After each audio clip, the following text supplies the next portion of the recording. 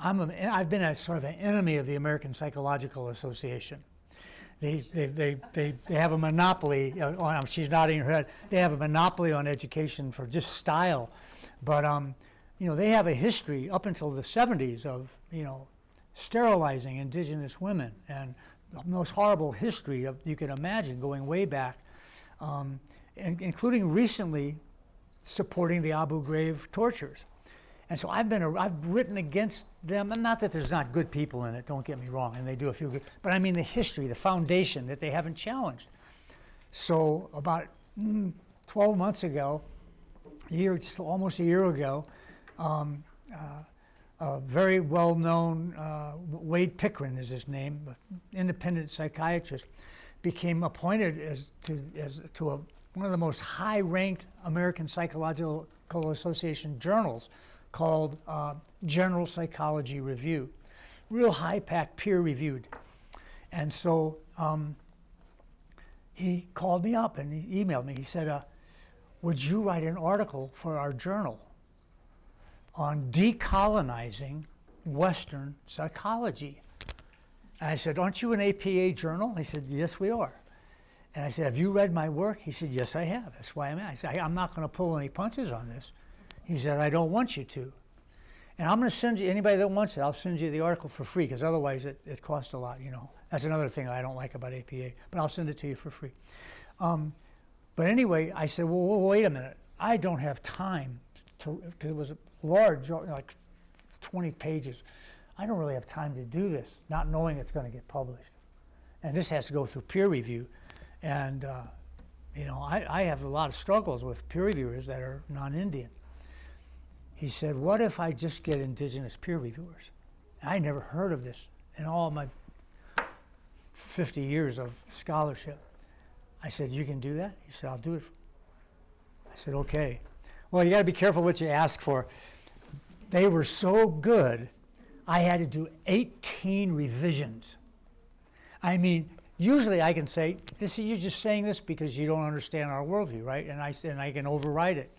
But they got it, and there were mistakes that I needed to make, So I had a lot of work to do to get it the way they wanted it, But anyway, so things are changing. Yes. Things are changing, and probably next to education, probably the most colonized institution that we have is psychology. And they go together, as we know. Part of this is part of my lecture, so this is not a digression. Greg Cahetti, anybody know Greg's work? Yeah. Yeah. So Greg and I have written a couple of books together. One of them was about psychology being so famous in the minds of school teachers.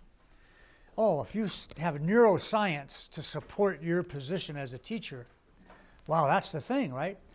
So Greg and I thought, in order to sell indigenous worldview, the thing you're going to see in a few minutes, in order to sell that, what if we show how our main precepts are supported by neuroscience? Generosity, humility, fortitude, honesty, courage, What are the scientists showing? Because they do studies on those things in neuroscience.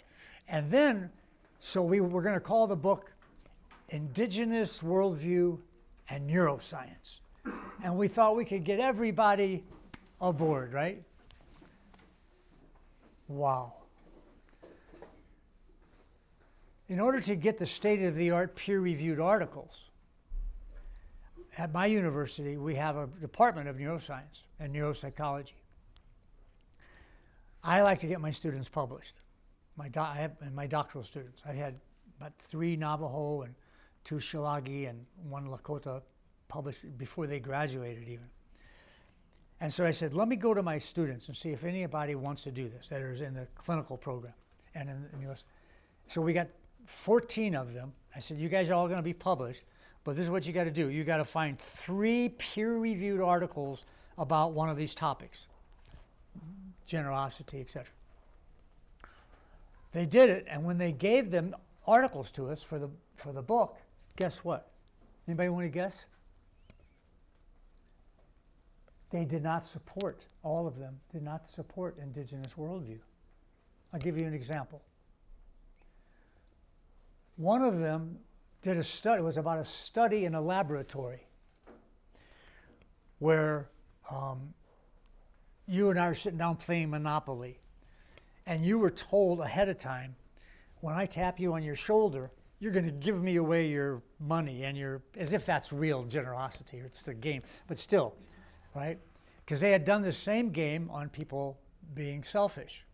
So they wanted to replicate the same thing and look at the brain with lights on, all that stuff. Well, what they found was a light goes on in a place in the brain when she gave the money away. That was the same light that went on when somebody did a selfish act. So they concluded there's no such thing as altruistic generosity, the opposite of indigenous worldview, right? We've learned from animals. We know from animal studies, an animal will save another animal, even if it's a prey animal. It will save a baby animal, even if there's no benefit to the species or to the individual. We know that generosity is deeper than just getting something back. But that's what the study did. Same thing on honesty. No, deception is a natural human survival mechanism. What? So we didn't know what to do, man. So I said, let's just change the name of the book, because we had the students all committed to these things.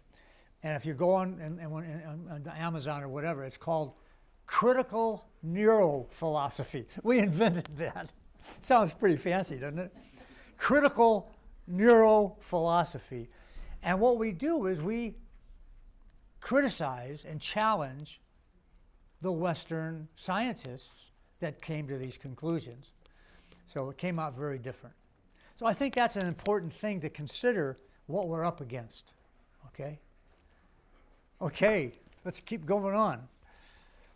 Why are you here?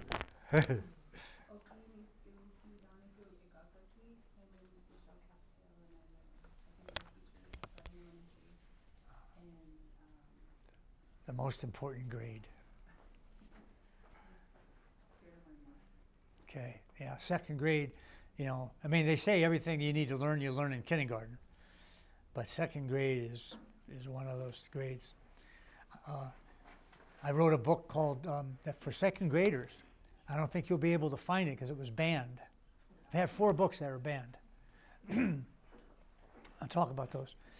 But this was called Happy Exercise, an adventure into the world of fitness.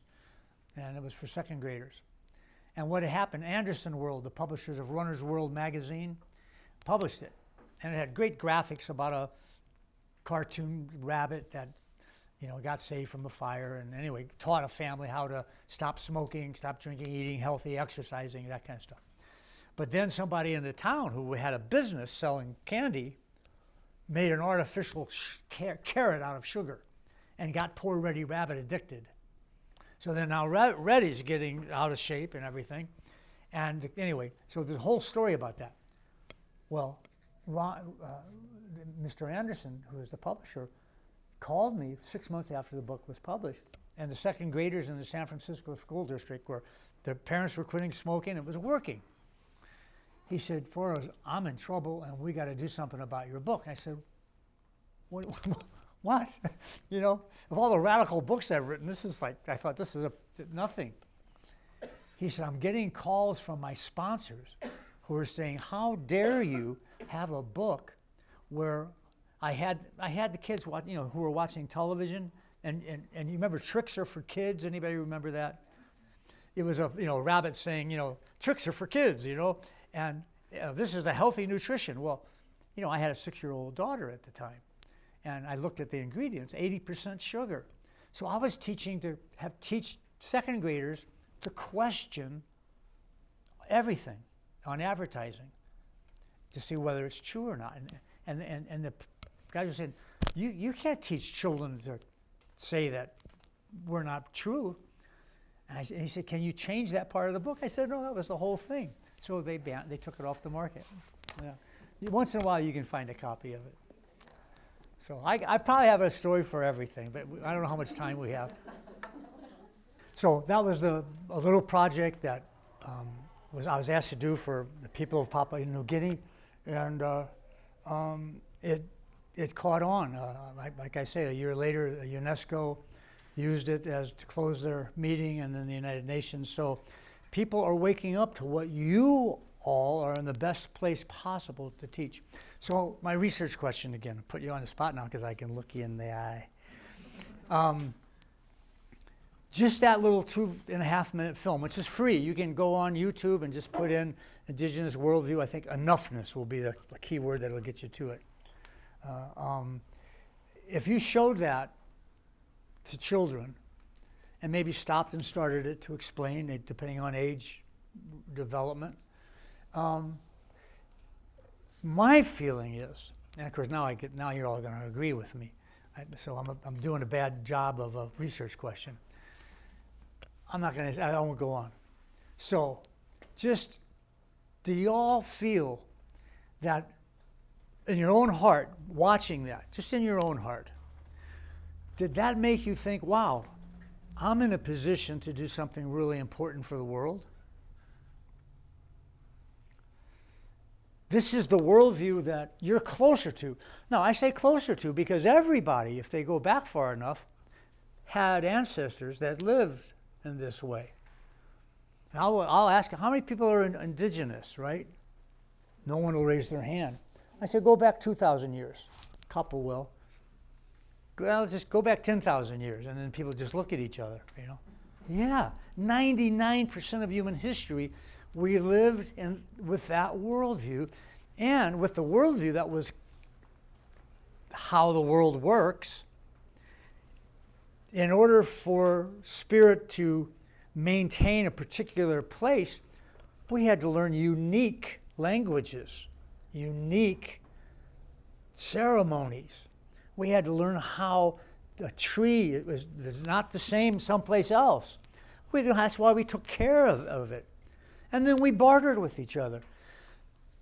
78% of all pre-contact indigenous cultures, according to the best research that we can put together, especially Levitt's work, 78% meet the definitions of a peaceful society. That doesn't mean the worst thing we can do is romanticize the indigenous, right? But the truth is that that's what it was. Now, did we get mad and have domestic quarrels once in a while? Of course, you know. But what we knew was human beings have a good nature, not a bad nature. I hear people say all the time, why are you talking about peace? It's in our blood to be warriors and fighters and war makers. You know? The evidence at 78% shows that the default is peace. But we're malleable. We're so easily changed, right? And that's why we created our languages and our cultures to remember, to stay in line with the animal kingdom and with nature and the trees and everything like that, right? And then, so those cultures allowed us not to go and do what's happening in Gaza, which I think is an example of watching what Columbus did in the Americas. And we're watching it on live stream on Democracy Now! And the silence about it is deafening, just like the silence about what's happening to indigenous cultures all over the world is deafening. And so folks like you, everyone, you know, that are here to find out how do I bring this original worldview, and that doesn't mean we don't fight even harder for sovereignty for First Nations. Okay. You know, one of my biggest fears in doing these presentations is, all we got to do is practice the worldview and we can forget the Blackfoot Nation ceremonies and languages. Oh, to the contrary. To the contrary.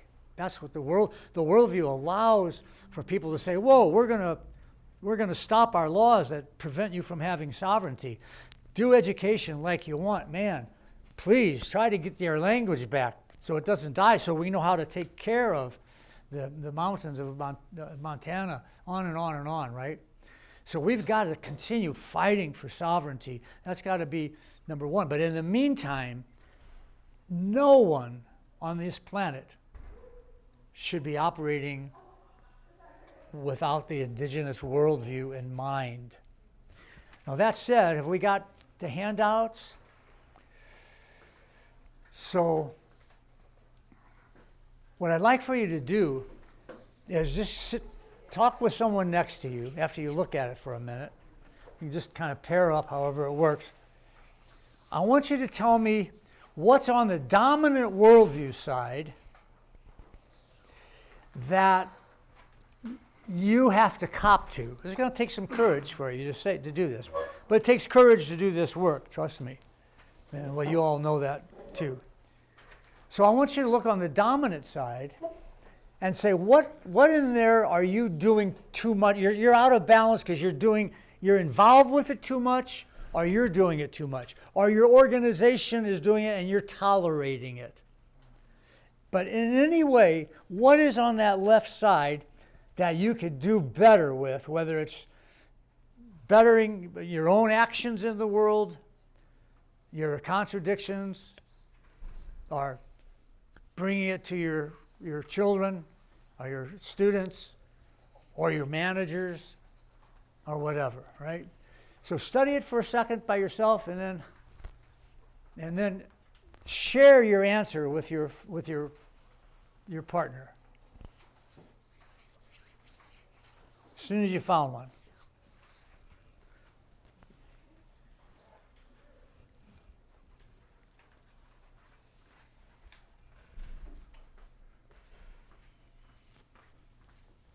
We didn't went over here? Yeah, she's grabbing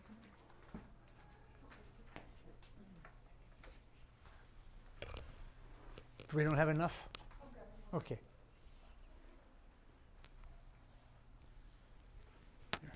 Is it, you guys can share.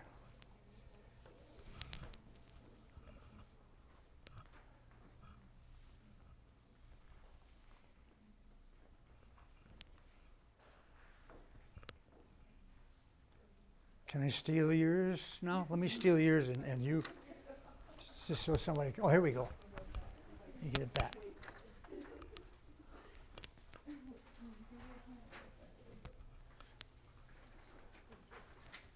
I stole one from here. I'll take one too.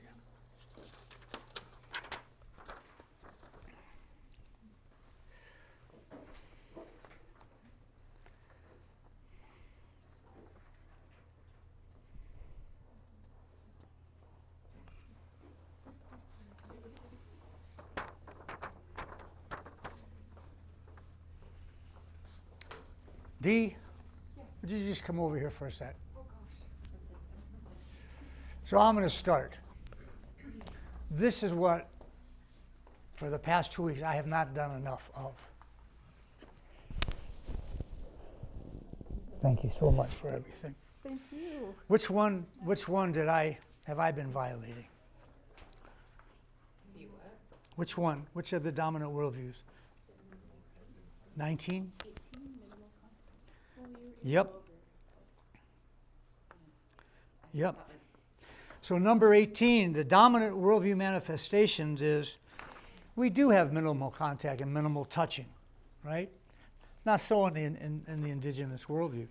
And so, yeah, I've been, that's something that I know better, but, you know, first thing I'm going to get home with, see my wife, I'm going to hug her. I haven't hugged her in a long time, you know. It's like, you know, I know her, she's going to be here tomorrow. What the heck, you know. Yeah. Well, you know. And so that's kind of what I'm talking about, right? A lot of times I'm more head than heart. You know, that's something in the academy.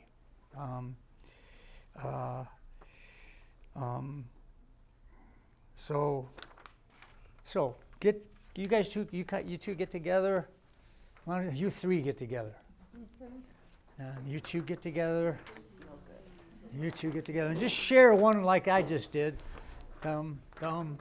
Just share with someone else. What is there on that dominant side that either you or your organization or your family could do better?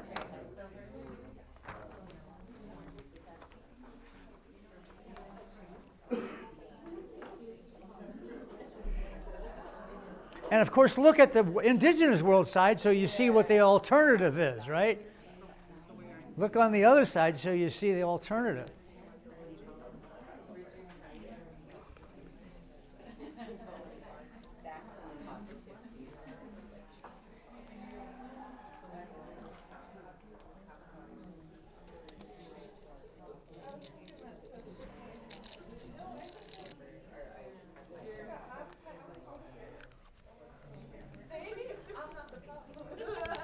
You want me to show you a magic trick? Sure. Take that piece of paper and look at it. See what's in it. It's got a little bit of writing, right? Okay, so check this out. Make sure there's nothing in it. Nothing? Nothing in up my sleeves? Nothing in my hands, right?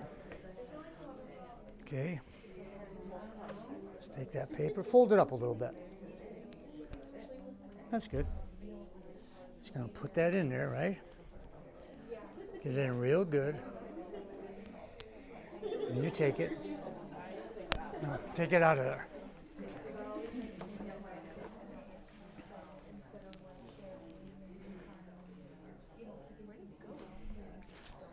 Nowhere to be. If you give it to Dee, she'll find it. There it is. You got it now. Yeah, I'm sure. Yeah. Yep. Yeah, I think. See if that's the same paper. Same one? All right.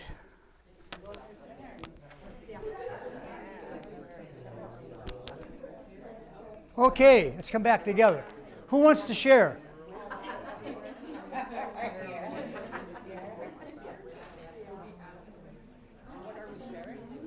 Yeah, let's come back together. Who wants to share with the whole place? Anybody? Yes, please. I just read both of them, and I kind of like took the indigenous side as I guess as a whole, as a people, we seem to care about everyone in the community, or everyone as a whole, as opposed to the dominant side, where everybody's a little bit more about themselves. Well, that's what we want to have happen, but we know that the indigenous communities in the United States are not all on that side, right? I mean, that's the tendency, right? But somebody name one that we're not doing.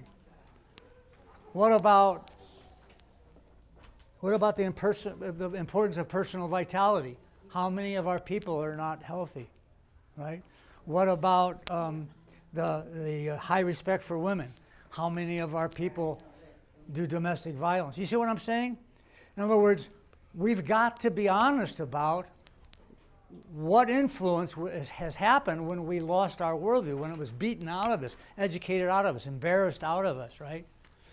And so that's what we're talking about. But thank you, because being able to say, generally speaking, if we compare indigenous cultures and what they stand for, you're absolutely right. But we've got to look at this from, and this is a tough one. If anyone can help do this better than me, it's a struggle. One of the precepts on the indigenous worldview side is non-duality. If you want to read about this, read Hilary Webb's book on the Andean people's non-duality. The indigenous worldview is a non-binary worldview. What does that mean? Well, the main mythologies and stories of every culture I've studied, including yours, has twin heroes, right? Some kind of twins. And one's left-handed, one's right-handed, and one's this, one's that, right? And I'll share with you the one that I often use. The Dana where the two come to the father, monster slayer, and child born of the water. All right, and one is always representing the sun, and one's always representing the moon. Now, in the dominant worldview, they are oppositional, and one's good and one's bad. The moon is bad. You're crazy if you're a lunar person. Or it's women are lunar, and they're lower than men, right? The sun is king only, right? Right? But here's these two twins in the indigenous one, which are like all of them. Monster Slayer is the name of the solar twin. And they come to the monster with the long arms. Well, the monsters are all those things that have always been in all people. All people, whatever worldview you had, we all have the potential for greed, jealousy, anger, all those things, right? So that's what the monsters are. And so in this story, the twins go and they fight these monsters. And they come to the monster representing greed, his long arms. And Monster Slayer says, oh, I'm such a good shot with my bow and arrow. Watch this. I'm going to get him right between the eyes, and we can move on. The lunar twin is named Child Born of the Water. And he says, brother, I don't think so. I think his arms are so long, he'll get those arrows before they kill him, and then we're toast. So Monster Slayer says, well, what do you think we should do, brother? And Child Born of the Water says, I think we should sing to him. So they put their arms together and they sing to the monster. The monster, never having been treated that way, lets them pass. In other words, they were successful, right? Because they work together, as opposite as they are.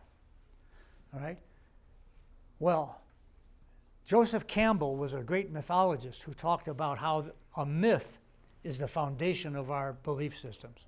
Our stories are the foundations of our belief systems. We who are walking this red road know that better. But this idea has actually moved into the mythologies of the dominant religions. All three of the Abrahamic religions, Judaism, Islam, and Christianity, they have changed the twin worldview mythology that guided us for 99% of human history. Anybody give an example? Anybody ever heard of Iphicles? Anybody ever heard of Hercules? Yeah. Hercules was the solar twin. Iphicles was the lunar twin. Nobody knows about it. Now, Hercules didn't kill him, but nobody knows about him, right? But whereas Hercules could take a sword and bring it through a big log like this, Iphicles could take a green leaf and throw it in the air, and with his beautifully sharpened small, cut it into 20 pieces. Both equal power, just different, right? Right? And that's how men and women always saw each other. We were matriarchal societies. The woman had just a little bit of an edge. I don't know how it is in your stories, but in the Lakota way, you know, if the men were going to decide to go, and this is after we became warlike, because we were being forced into situations more and more and more, where we fought with other tribes, we fought with, and during that time, they still had a high respect for women. So if they were going to go attack the cavalry, because the cavalry had just killed a bunch of people in a village, the men would have their own sweat lodge, their own anipi ceremony, and the women would have their own. And the men would be in trying to decide and pray, should we go to war or not? But guess what the women were deciding? Should we make the deerskin moccasins with the chewed porcupine quills? This was before beads that we decorated them with. Why? Because the men wouldn't go into a new battle without the new moccasins. So a man might come out, and you might come out of the lodge as a spokesman for the lodge, and you would wait for her to come out of her lodge. And she would come out and she would ask you respectfully, what did you decide? And you'd say, at the first moon, we're going to attack the fort. That's what we decided to do. And then you would say, with great respect, we really respect your courage and your decision and your wisdom. But we've decided not to make the shoes.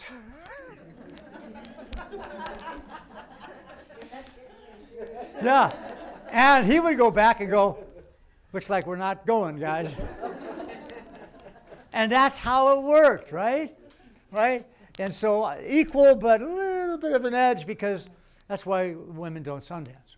You already bleed. You already nurture. You already suffer, right? We keep forgetting. We keep forgetting. Okay.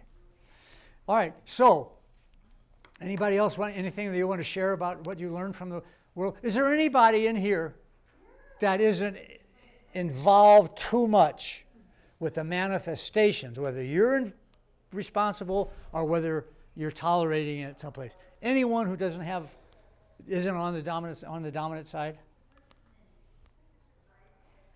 hate time. Is that what you mean? Huh? I'm not a fan of the time. No. But are there? Can you say that you are not practicing any of the dominant worldview manifestations or suffering through them in any way? Oh, Yeah. I don't do No. any of these. Yeah. Oh, okay. I don't lack empathy. I'm a mental health worker. Yeah, no, but that's one. But I'm just saying. Oh, So, okay. so if I went through every one of these things, you don't engage in a rigid hierarchy. You don't have fear-based thoughts and behaviors. You're not sometimes without strong social purpose. You're sometimes not just focusing on yourself and personal gain. In other words, every one of us in this room are materialistic, or we're sometimes human-centered, or we're sometimes lying, or we're sometimes not familiar with alternative consciousness. We're not doing ceremony. Sometimes we're accepting authoritarianism. Sometimes we see time as linear. Oh, I got to be on time at this place. Sometimes we don't see ceremony as life-sustaining. Sometimes we see human nature as corrupt and evil. Sometimes we see trance as dangerous. These are all things that the research shows are manifested in the dominant worldview. Sometimes we have a low respect for women. Sometimes we see nature as dangerous. The opposite is where we've got to be. But this is a non-binary approach that we're doing. This is what you've been assigned to, I think, or somebody said they're being assigned to bring a way to bring a merger, I think you were talking about.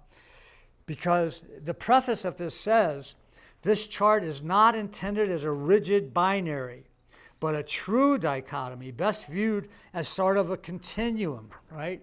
Doesn't mean that we ever want to have a low respect for women, but that by getting involved with the person that does, we can understand. I wrote a book called Differing Worldviews. Two scholars argue cooperatively about justice in higher education, justice education. Walter Block, endowed professor at Loyola. I disagree with everything he's ever written. And I said, would you write a book with me? But we cannot debate. We cannot fight. We cannot argue. We have to argue cooperatively to find out where the other guy's coming from. If you go on YouTube, put in 4 arrows, Walter Block, St. Louis University Social Justice Center, and you can watch us in action. Now, not everybody agrees that I should have done that. Alice Walker is a good friend of mine who wrote The Color Purple, and she's my neighbor in Mexico. I autographed the book. I said, Alice. She went like this, threw it in a waste can right in front of me. I said, Alice, what's that about? You're in bed with the devil, she said. I disagree with her. I love her. She's a good friend. But I get that. I get that, right? My wife says, if you ever write another book like that, I'll divorce you. Because I would get a response back. For example, one time, he says, if you want to save animals, you have to privatize. You have to corporatize. And I would then say, okay, I'm trying to understand this. How do you privatize whales? Well, you build pens in the ocean. They cross all the oceans. You can't do that. Well, then you put electronic things on them so they can be tracked. That way, if someone kills one, they can go through the legal process, they'll be arrested, and then it'll stop happening. And I'm going, oh, God. And then people walk in, she says, this was your idea to write the book. And so I said, I'm trying to understand you. Well, it sounds like you think only humans have intrinsic value.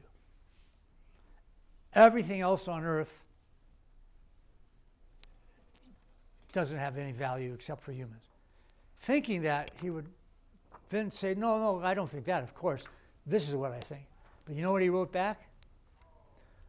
4 arrows. It's been an interesting book to write with someone like you. And I've enjoyed it, and I've learned a few things. But I'm surprised you asked that question. Of course, only humans have intrinsic value. Everything else on Earth is utilitarian, right?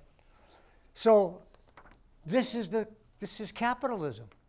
Capitalism could not work if we cared about the river, because if I could put a little pollution in it, I'll save the stockholders $2 million. So yeah, it's just a river, right? Right? So when you start looking at this worldview chart like you've been doing, and you say, okay, what did I do that emphasized rigid hierarchy? Well, when my boss yelled at me, there's an example for everything. We could go through it.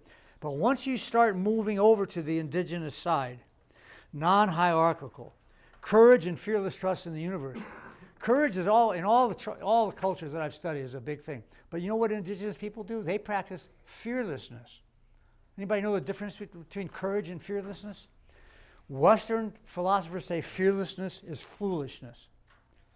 But not indigenous cultures that I've lived with that are primal cultures and in small groups like here and on Pine Ridge, etc. Think of it this way. Let's say you come and visit me in Canada. I got a great place that's about 35 feet up, and you can jump into the foot of a waterfall. And it's safe. My grandchildren do it. And so I'll say, I'll ask somebody to come up and do it with me. So I'll say, okay, so what do you think? Did you saw my grandson jump? You want to give it a try? Pretty scary, 35 feet up, jumping into this waterfall. It's real deep, it's safe. Come on, let's do it. Okay, 4 arrows. She's going to get up there, and she'll be at the edge. I said, no, I don't think so. I go, come on, you can do this. And I'll try to talk her into getting the emotion of courage. She'll go, oh, okay. I'll say, on the count of 3, just do it. She'll jump and scream all the way down. She'll hit the water, and she'll get out. I did it. You want to do it again? No. This is what's happening with activists, okay, and teachers. All right? I got the courage, but I'm burning out. I can't keep this up. I almost got fired today. And yesterday I had my friends mad at me because I was saying this, and nothing seems to be changing. And our indigenous worldview is about fearless courage. What is that? Here's the difference. Eva, you did a great job. It was safe. You know it was safe. Come on up with me. I want to show you something else. No, do I have to? No, you don't have to, but please. Oh, okay. So you come up with me. And then I will, do we have time? Okay. Then I will show you how to hypnotize yourself. Okay, I'm going to end with this concept of hypnosis. We've known this for 99% of human history. We didn't need to know the neuroscience and the names. How did we do hypnosis? Mostly through ceremony. Here's the definition for you all now, and I taught this at UC Berkeley. This is the real thing. All hypnosis is self-hypnosis. What I'm going to teach you now will keep you from paying somebody like me $300. And I don't take money for it anymore, because I was in a hot tub with somebody. I said, you're working 3 years to get her to overcome her early childhood drowning, and that she's afraid to go into a bathtub? Bring her over to my office in Novato. I'll have her in a lake in 1 day. He said, yeah, I know. That's why I don't want to bring anybody to you. Do you know how much money I've made over 3 years? That was when I stopped the practice. And I started teaching self-hypnosis. I had my appendix taken out at Kaiser Hospital with no anesthesia, right?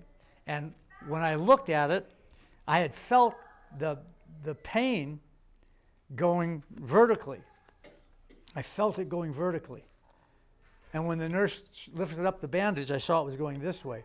That's because the only scar I had ever seen before had been my dad's, and in the old days they used to do it.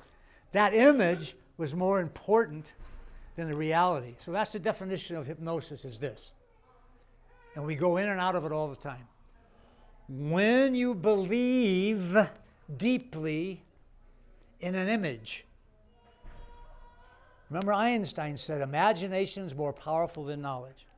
When you believe deeply in an image and you are in a lower brainwave frequency, which we can get into very easily by just imagining a beautiful falling leaf, breathing deeply, you feel it when you begin to go in a lower brainwave frequency. I'm going to teach you a way that you can know when you're in it in a second.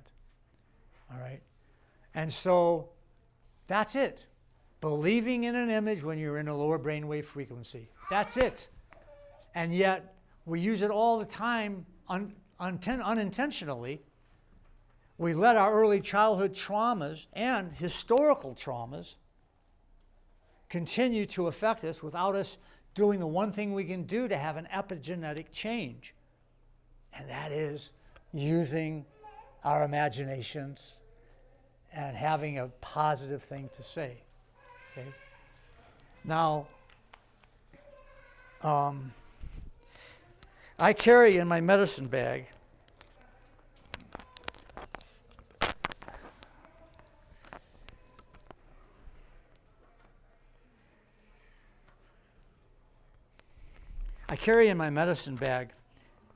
this.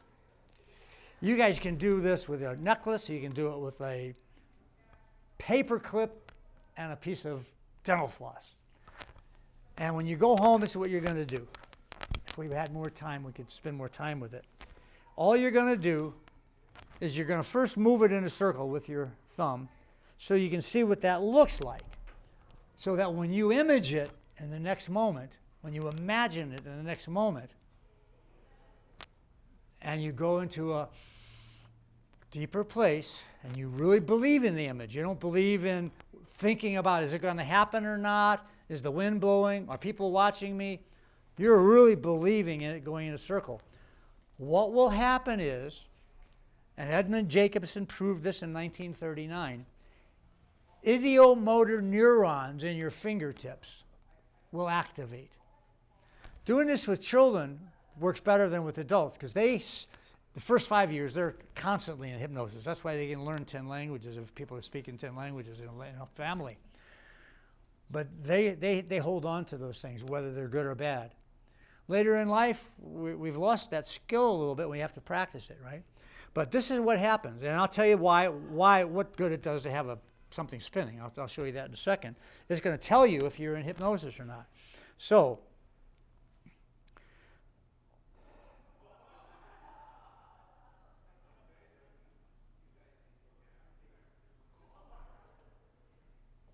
all right, everybody see it beginning? All right. Now, all that told me was I moved into a lower brainwave frequency from alpha to probably beta, or vice versa. And so what? It's not a parlor trick. That tells me I am in a light state of trance, sufficient to have my appendix taken out without anesthesia.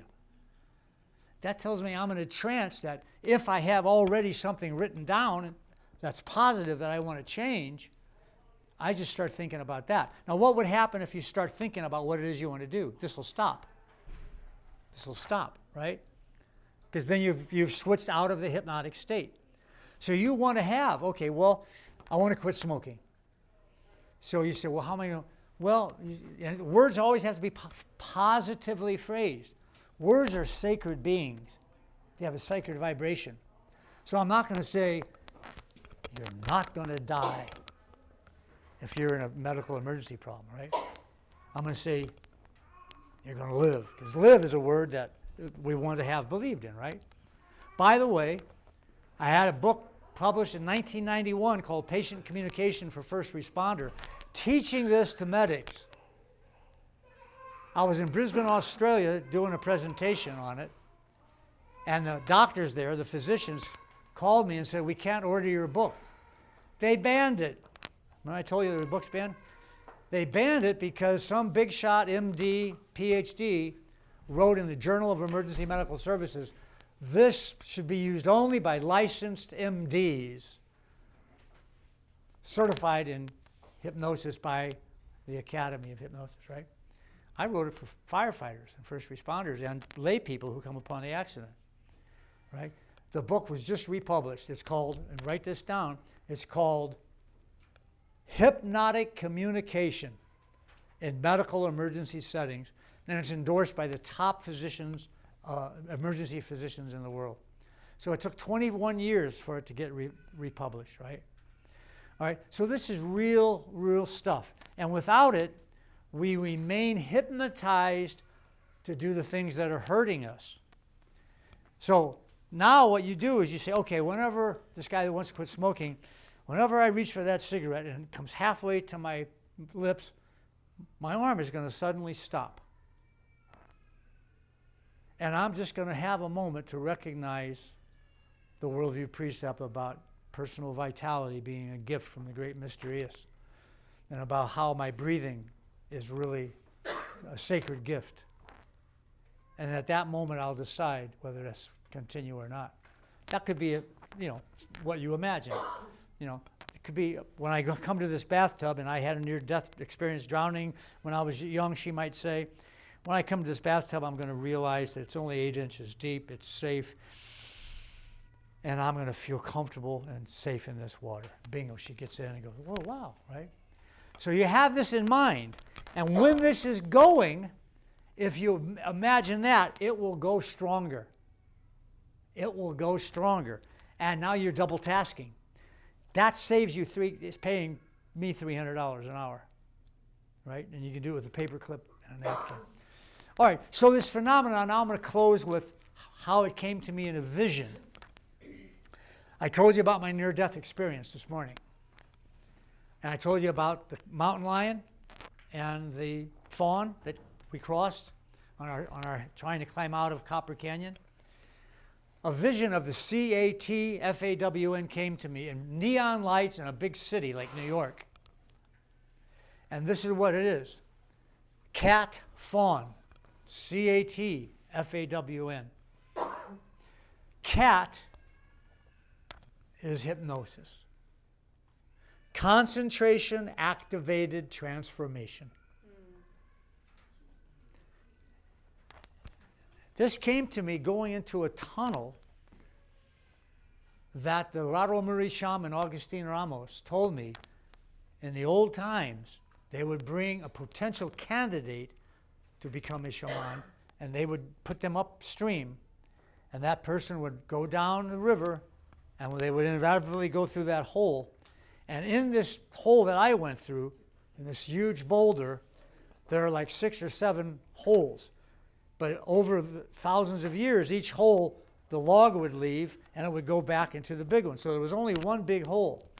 And if somebody struggled when they went into that underground hole, they could easily be pushed up against one that would hold them, and they would drown.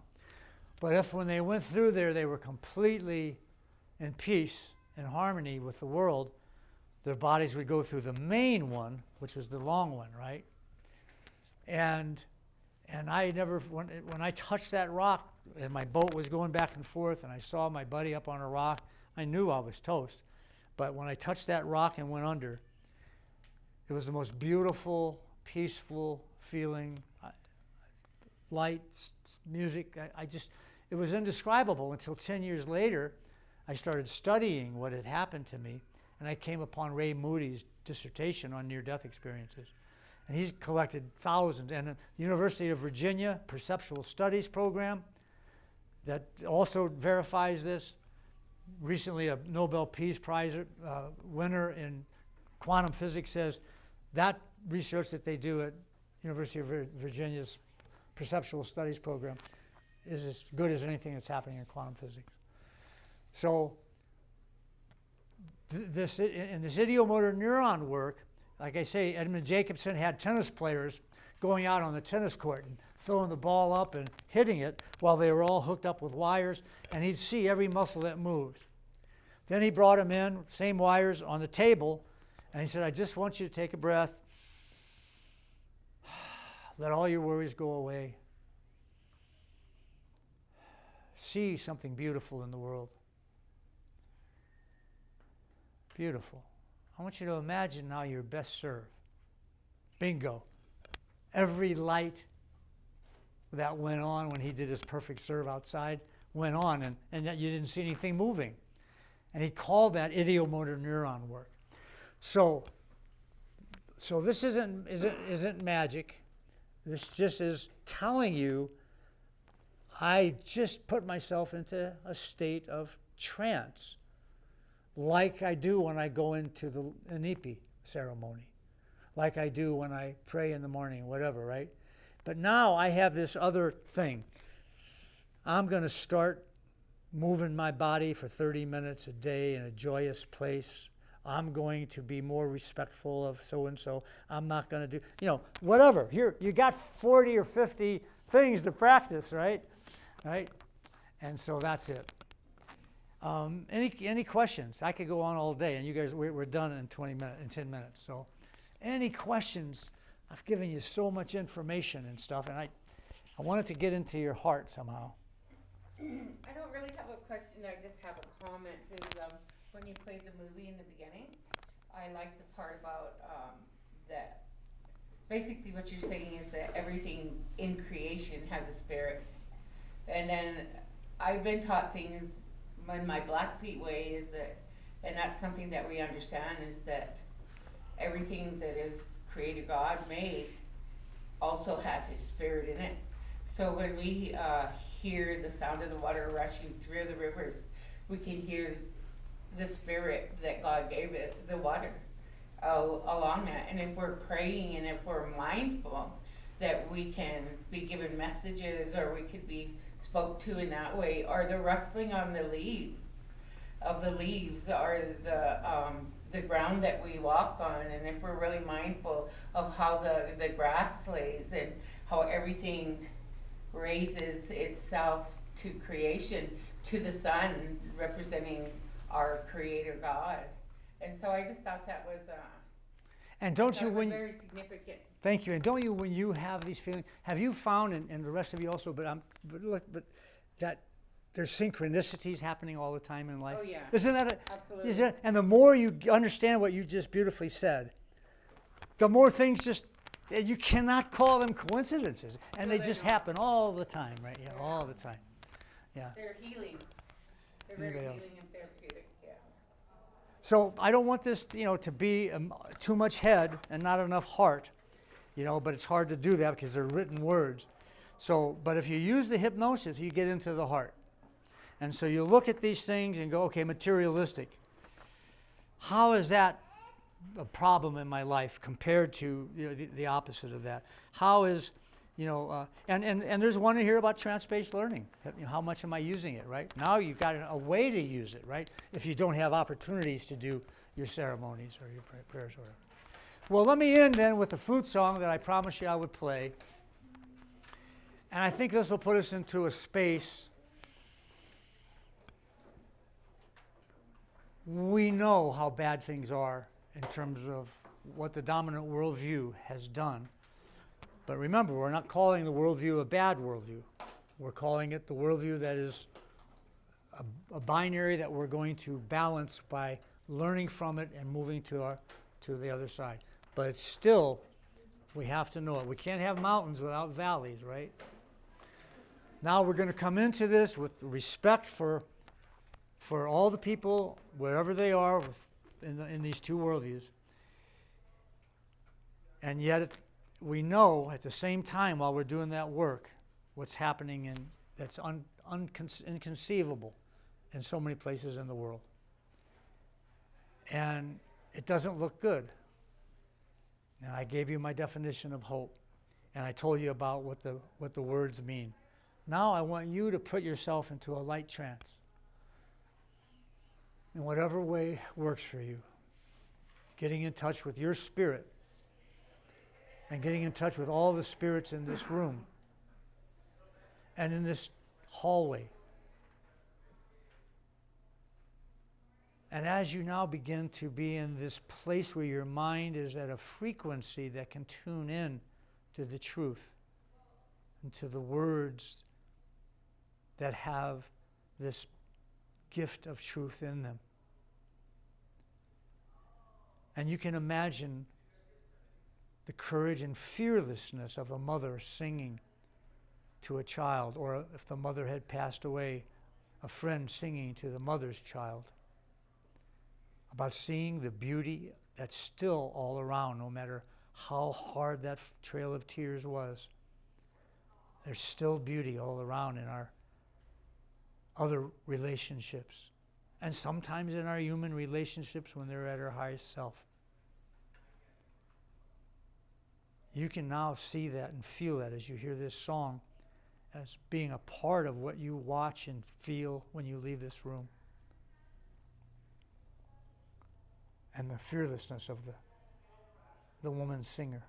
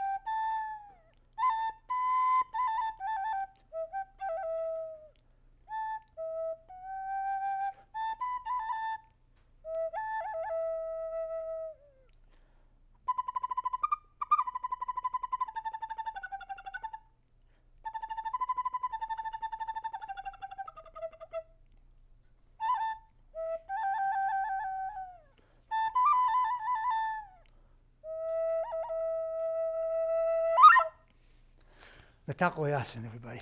Thank you so much for all that you've taught me. Okay, so this is another banned book. There was a guy in the United States called Rush Limbaugh who was a master at hypnosis.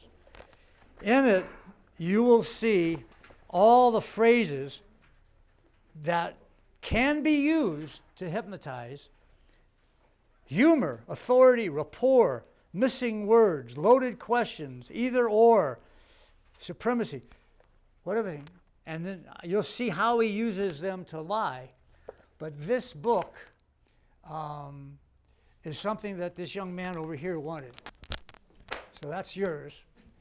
And but know that that's going on. Just know that that's going on. And that when you leave here, if you come to a car accident, we don't want something like that to happen, of course. And the car is twisted and you can't open the door and there's a young person inside bleeding and hemorrhaging. And you have a cell phone and you say, you call for the help, but it's going to take an hour for it to get there to open that door. You can walk up to that car right now and you can say, ma'am, or honey, or whatever you want to use as a term of endearment. The worst is over. I've called the ambulance. It's on its way. Things are being made ready for you at the hospital. Can't open the door right now. They're going to have a tool to do that, so we'll get you out. Right now, though, you're hemorrhaging, and we want you to go ahead and stop that bleeding. So I want you to listen to me carefully, and when I count to 3, I want you to go ahead and stop it. 1, 2, 3. That took me, 5 seconds to say that? All people become hyper-suggestible to the communication of a perceived, trusted authority figure. This is life-saving, not only for yourself, but for other people, right? So, oh, bless your heart. Happy birthday. Ready, guys? Happy birthday to you. Happy birthday